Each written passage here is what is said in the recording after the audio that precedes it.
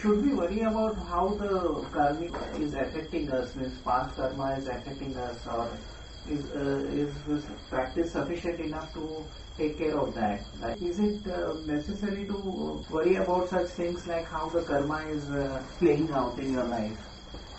Just all it really you have to do is just be aware right now of what the feeling, the reality of now. You don't need to know why. It's just like this.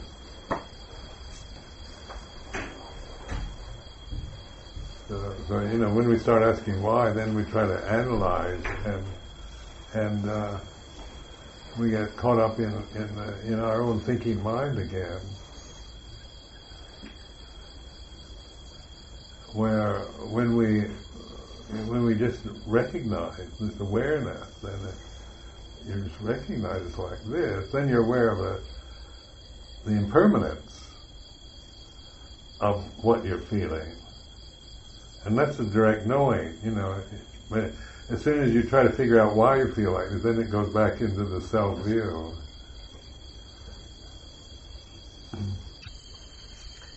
What I found a little frustrating of in Buddhism is, for being an Arahant, in the commentary, you need to practice, it's one uncountable, plus 400,000 eons, and for Pachika Buddha, double of this. It is so incredibly long. When you, one eon is already so long, and then you say 400, and one only for being Arahant. You say maybe. This is very frustrating, dude. This is extreme, unbelievable long time. Yeah, the religions tend to use hyperbole, exaggeration. Because actually the Buddha's teaching about here and now. And like when, if you, like the 10 fetters, that, as you let go of these 10 fetters, then that's arahantship. There's 12, formally the formal is the Four Noble Truths, 3 aspects to each truth, 12 insights, arahantship. So, But you need the paramount for it. Yeah, but then, you see, that's something you create. You read it in a book and you think, how many, do I only have 1,000,000 lifetimes more before? When I was in the Tibetan tradition, this is the problem there, saying you need 3 countless, you should be aiming for 3 countless eons in the future to attain sannyas and Buddhahood. And then they teach you can attain arahantship in one lifetime. That sounds good. Yeah, because that's the way language works, time and... Well, when I come here now, I'm hearing again, the countless eons being mentioned.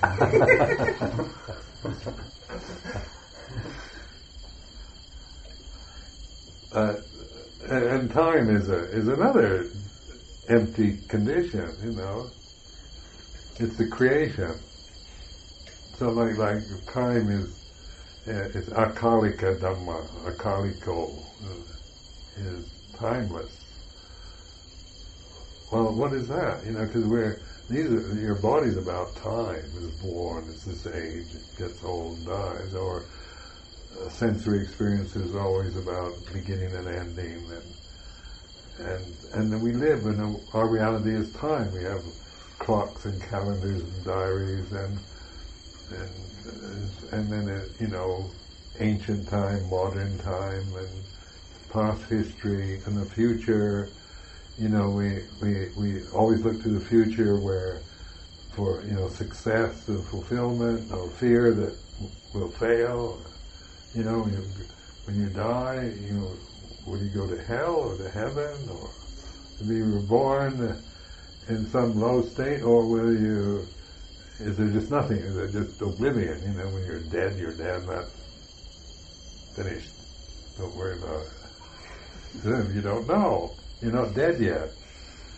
You're still breathing in human form. No matter what anybody tells you about you being reincarnated, or you go to heaven or hell, or there's nothing, you just oblivion. the reality of this moment for all of it is we don't know because we haven't died, physically died. So then then you observe death not because you have to wait till your body dies, but you can observe the cessation of conditions in your mind. It's the same thing. Death, physical death, is just cessation, the end of the form. Where it's no longer conscious form, just decaying conditions. And so then, you don't have to wait for that. You can have the insight through just observing your own thoughts or emotions. Because the arising, ceasing applies to, that's the pattern of all conditioned phenomena. It's not a matter of just physical. And if you begin to, like Luang Por Chah used to say, die before you die. So this is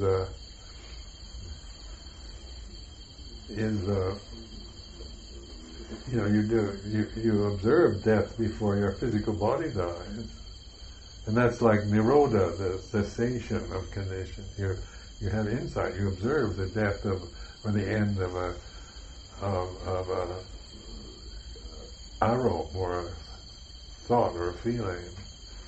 And as you kind of make note of it, then fear of death falls away because you just, it's what way sankharas operate.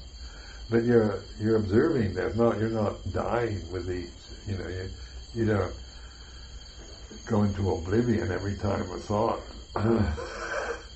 passes through your mind. There's still consciousness that has a continuity that allows birth and death to take place, or beginning and ending. And so your refuge is in this consciousness rather than in the particular condition that arises and ceases. See, then we call it amatta dhamma, or the deathless reality. And this is where like when we think of anatta, or no self, people find that difficult because, we seem to be a separate self. And so, the one thing I know is that I'm this person here and I feel this way, and I'm separate from you. But if you recognize anatta, non-self, you let go of thinking and attachment to memories and views about yourself. You're not annihilating them, you're just releasing your blind holding. What's left when there's no self is conscious awareness. And it's not a self. For, if I say that's mine, then I'm creating a self into it.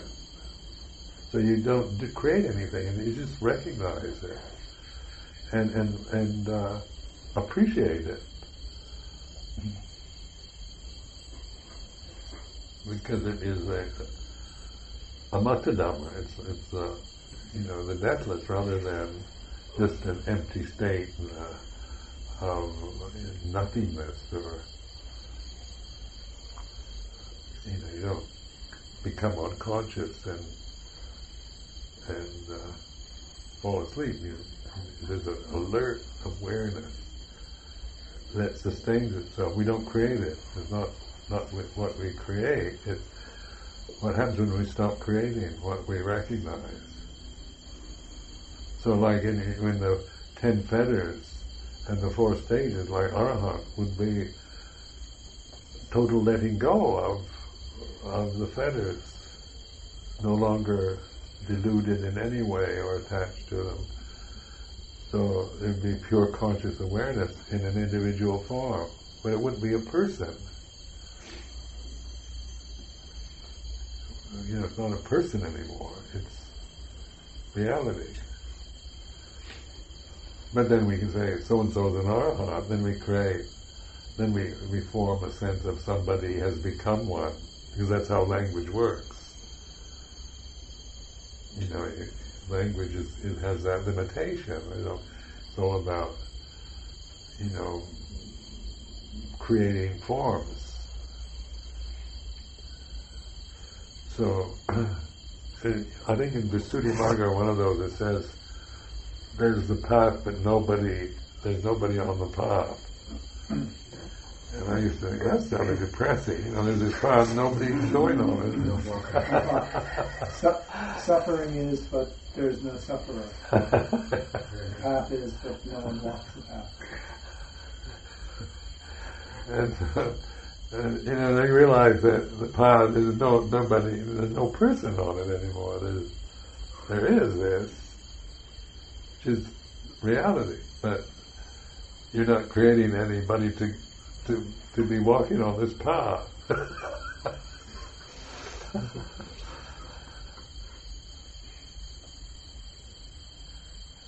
And this is where your thinking mind stops. Notice there, your thinking mind can only go so far, and then you have to let it go. Because thinking is a creation, you know. So we create languages, and they're useful, but they're also created for living in the world and about discrimination and quantity. It's about this is bigger than that, or quality, this is better than that, or you know, it's blue or red, or its form, or you know, its shape and form is a conditioned realm, and we create that. And language is how we bind ourselves to forms as our real world. And so, like in Paticca Samuppada, you know, you dependent origination. It's an exploration of that process from avijja, bhajya sankhara, sankhara bhajya vijnana. As long as there's ignorance of Dhamma, then that influences how we interpret everything, and it always ends up with dukkha. Sukha pariteva dukkha tomana upaya. You know, you start out with avijja, and the result is dukkha. And things like avijja is not understanding Dhamma, not knowing reality. And then it gives that whole structure of, you know, how from consciousness, namarupa, salayatana, passa vedana, danha, upadana, and so forth, and you can kind of explore that in your mind. Like Ajahn was always talking about upadana, attachment out of ignorance. Danha upadana. And so like you've got the desire and attachment to desire, and that you can, you know, that's a good place to start. Just change your attitude towards desire to, you know, because sometimes with the English language we tend to desire has a kind of pejorative meaning, you know. You say somebody has a lot of desires, you're not complimenting them. So, you know, the greedy people. But this is a desire realm, and desire is like this. It has desire for sense pleasures, desire for becoming something. You know, you're not content with where you are. You've got your desire to become rich or powerful or enlightened, or desire to become an arahant. Bhavadanha, vipodana, desire to get rid of things, you know. You want to get rid of your anger, get rid of your doubts or worries and emotional states. You don't like them, you want to get rid of them. It's a desire.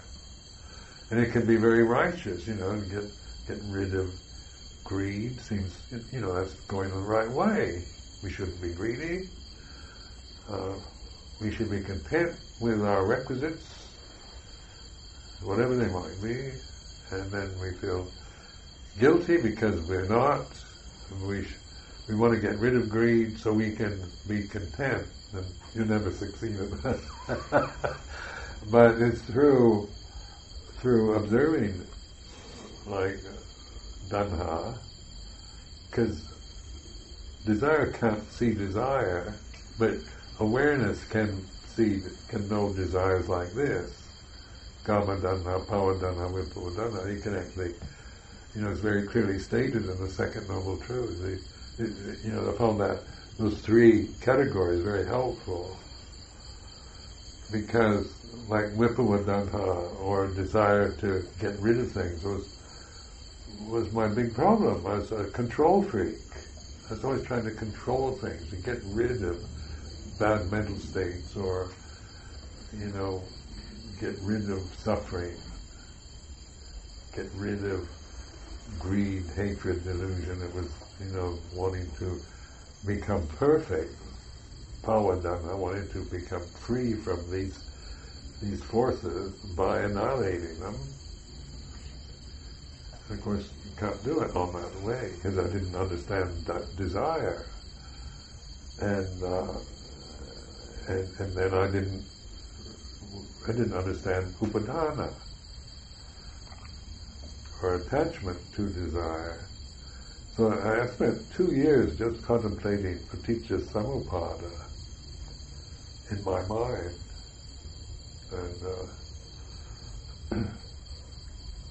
and I found it very helpful, and because these teachings are really skillful means to explore consciousness, like the Four Noble Truths, paticca samuppada, and then the 10 fetters, the 4 stages. Like you got the first 3 fetters are like Sakyaditi, Silapata, Paramas, Vicikiccha, and they're all created by human beings. They're not, they're creations that we create a self, we create a world, we create a society, we create a language. So these are all, common to, we have different languages or whatever, but the whole point is that these are creations by human beings after they're born, where your body is natural. It's a tamacha. It's like, it is what it is, human body, and consciousness. And this is a sense realm, so you're going to feel Vedana. But then we create this, because we have memory and language, and we have desires, and we don't understand ourselves, so we create the world in our mind. And then, like in paticca samuppada, as you explore that, then it gives you ways of investigating, get kind of different perspectives on the same thing. But you're always looking here. It's not like intellectual, but it's intuitive. What is upatana? And what is letting go? Because the insight into the signal to let go of this grasping. And then letting go, ploy one, is like, is it annihilating desire? Getting rid of it? Or is it just like this, let go of this clock. I don't have to throw it away, I can just set it down. I'm no longer clinging to that clock. Because it's useful, I can hold it when I need it, but I'm not clinging out of ignorance, And so like letting go is like learning to just let things be what they are in your mind, you're not trying to annihilate them, but you're letting them be, and then they teach you about impermanence, and show you the path of the way to nirodha, or the cessation of maybe anger, or lust, or doubt, or worry, or your cultural conditioning. You learn how to recognize it, and you're letting go. You're not trying to destroy it, but you're no longer just blindly holding on to things like you were. And then the Nirodha side of it is where when you are mindful, then the whole thing collapses. So you have Sankhara Nirodho and so forth, and so then it's not about annihilating; it's the cessation of the worlds we create, and then that leads to peace and wisdom.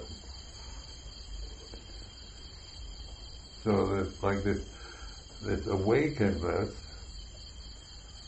wake up kind of teaching.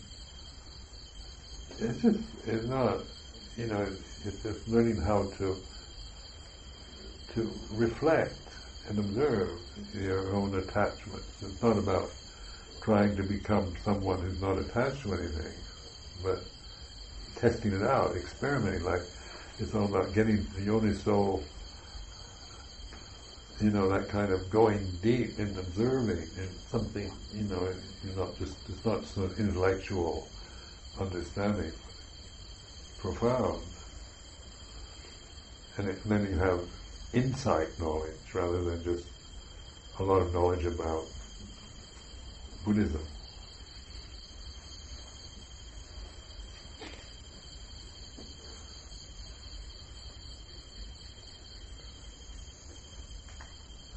Yes, I think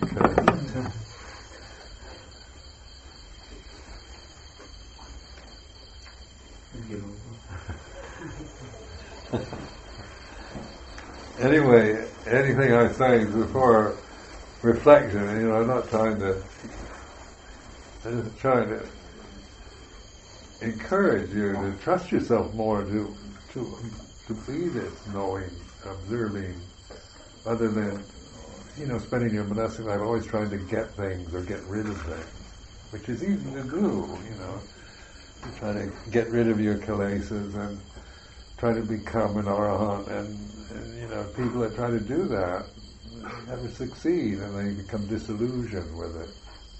And so it's like encouraging you to just wake up and puto, and this kind of empowering you to use these forms, these teachings, for wisdom rather than just accumulating more knowledge about Buddhism. They're actually aids, helpful directions, and they're very skillful. I don't see anything else that could compare, the practical clarity of the Buddha's teaching. And then it gives you vocabulary, it gives you vinaya, it gives you a way of living your life, and that is blameless. If you live rightly in the monastic form, it's a blameless way to live. But you're not rejecting society; you're enhancing it, like the Sangha enhances Thailand. It's not like even though people say there's corrupt monks, but there's bound to be. Individuals are corruptible, but the teaching here is pure. It's not a corrupt teaching in any way. And what you do is up to you, really.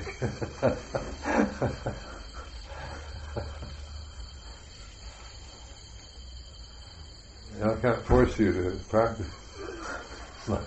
Like tyrannize you.